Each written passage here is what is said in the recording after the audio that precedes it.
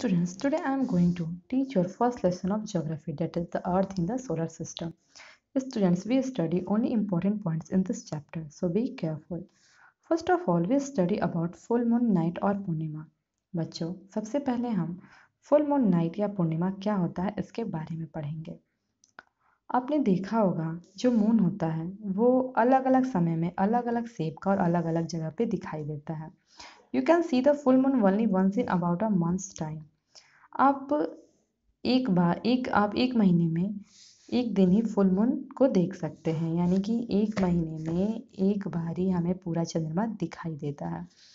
It is full moon night और पूर्णिमा, और इसी को हम फुल मून नाइट या पूर्णिमा कहते हैं, यानी कि जिस रात को हमें पूरा चंद्रमा दिखाई देता है वो रात हमारी पूर्णिमा की रात होती है.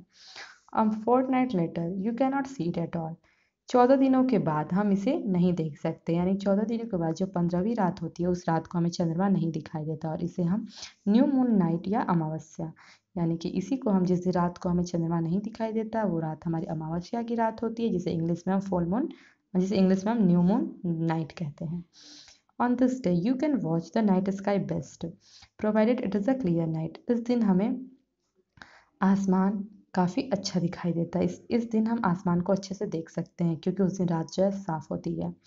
Do you wonder why cannot we see the moon and all those bright tiny objects during day time.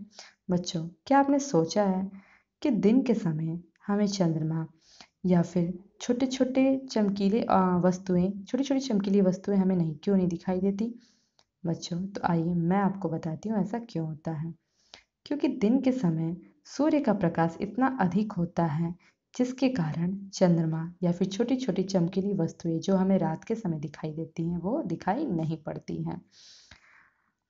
Celestial bodies. बच्चों, अब हम पढ़ेंगे सेलेशियल बॉडीज के बारे में. सेलेशियल बॉडीज क्या होती हैं? सेलेशियल बॉडीज को हिंदी में हम खगोलीय पिंड कहते हैं. The sun, the moon and all those objects shining in the night sky are called celestial bodies. सूर्य, चंद्रमा और वो सभी छोटी छोटी चमकीली वस्तुएं जो हमें रात के समय दिखाई देती हैं आसमान में, उसे ही हम सेलेशियल बॉडीज कहते हैं. Some celestial bodies are very big and hot. कुछ सेलेशियल बॉडीज ऐसी होती हैं जो बहुत ही बड़ी और गर्म होती हैं. They are made up of gases. ये गैसों से बनी होती हैं. They have their own heat and light which they emit in large amounts. इनके पास इनका खुद का ऊष्मा और खुद का प्रकाश होता है जिसे ये बड़ी मात्रा में उत्सर्जित करती रहती हैं. These celestial bodies are called stars. इन्हीं celestial bodies को हम stars कहते हैं, यानी कि इन्हीं खगोलीय पिंड को हम तारा कहते हैं. The sun is a star. सन एक क्या है? सन एक स्टार है. बच्चों, ये सबसे इम्पॉर्टेंट पॉइंट है कि सन क्या है. यहाँ पे बच्चे सबसे ज़्यादा गलती करते हैं क्योंकि जब भी पूछा जाता है सन क्या है तो या तो वो प्लेनेट बताते हैं या फिर कुछ और बताते हैं, लेकिन इसे अपने माइंड में सेट कर लीजिएगा कि सन जो है वो एक स्टार है. Countless twinkling stars in the night sky are similar to the sun. रात के समय जब हम आसमान में चमकते हुए तारों को देखते हैं तो वो तारे जो हैं वो सन के जैसे ही होते हैं. But we do not feel their heat और light and they look so tiny because they are very very far from us. हम इनके लाइट या हीट यानी हम इनके प्रकाश या ऊष्मा को महसूस नहीं कर सकते क्योंकि ये बहुत ही छोटे दिखाई देते हैं और ये हमसे बहुत ही ज़्यादा दूर हैं. You must have noticed that all objects look smaller when seen from a distance. बच्चों, आपने नोटिस किया होगा कि जिस वस्तुओं को हम काफ़ी दूर से देखते हैं वो हमें बहुत ही छोटे दिखाई देते हैं. जैसे कि एरोप्लेन है. एरोप्लेन हमें बहुत ही छोटा दिखाई देता है क्योंकि वो हमसे काफ़ी ऊंचाई पे उड़ रहा होता है. While watching the night sky, you may notice various patterns formed by different groups of stars. These are called constellations. एक इम्पॉर्टेंट पॉइंट है बच्चों, कॉन्सलेशन. कॉन्सलेशन क्या है?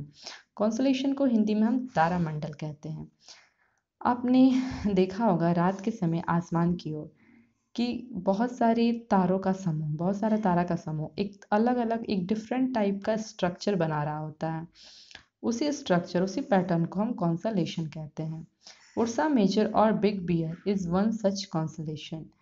उर्सा मेजर या बिग बियर एक तारामंडल है, एक कॉन्सलेशन है. One of the most easily recognisable constellation is the Saptarishi. Saptarishi एक आसानी से पहचाना जाने वाला तारामंडल है. बच्चों, सप्तऋषि क्या होता है? सप्तऋषि एक तारामंडल है जो कि 7 तारों का समूह है। It is a group of 7 stars. In ancient times, people used to determine directions during the night with the help of the stars. प्राचीन समय में क्या होता था? लोग दिशा पता करने, रात के समय दिशा पता करने के लिए तारों की मदद लेते थे। The north star indicates the north direction. जो नॉर्थ स्टार यानी कि जो उत्तरी तारा है वो हमें क्या दिखाता है, वो हमें क्या इंडिकेट करता है? तो वो हमें नॉर्थ डायरेक्शन की ओर इंडिकेट करता है, यानी कि उत्तरी तारा उत्तरी दिशा को बताता है। It is also called the pole star. North star को ही हम पोल स्टार कहते हैं। पोल स्टार को बच्चों हिंदी में हम ध्रुव तारा कहते हैं, यानी कि जो उत्तरी तारा है उसी को हम पोल स्टार कहते हैं। It always remains in the same position in the sky. ये हमेशा एक ही पोजिशन में आसमान में रहता है, यानी कि इसका पोजीशन बदलता नहीं है। ये हमेशा एक ही पोजीशन में आसमान में हमें दिखाई देता है। We can locate the position of the pole star with the help of the Saptarishi. Now, what is planets? अब हम planets के बारे में पढ़ेंगे कि planet क्या होता है। Some celestial bodies do not have their own heat and light.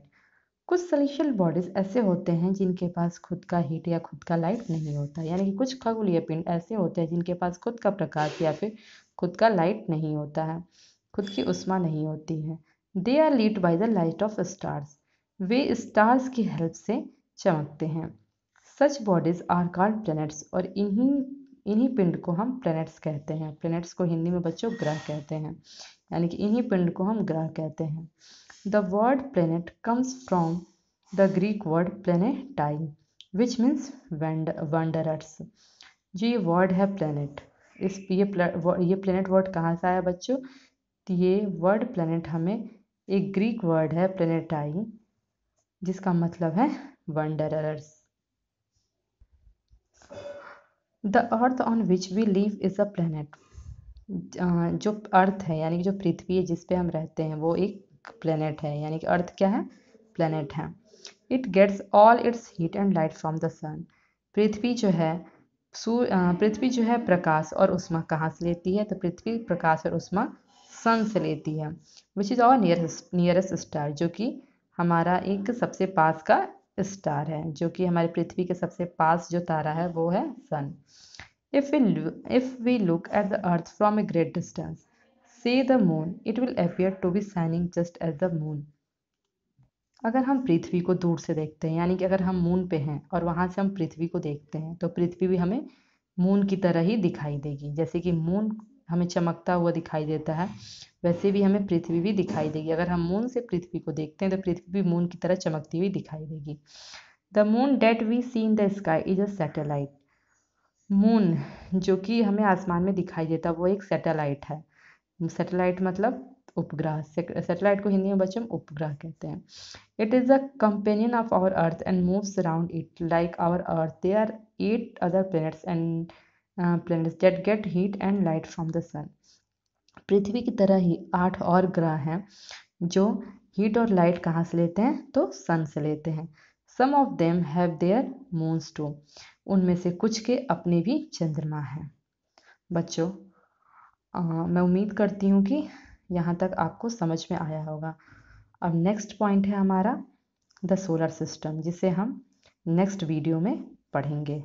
तब तक के लिए इतना ही। Thank you class.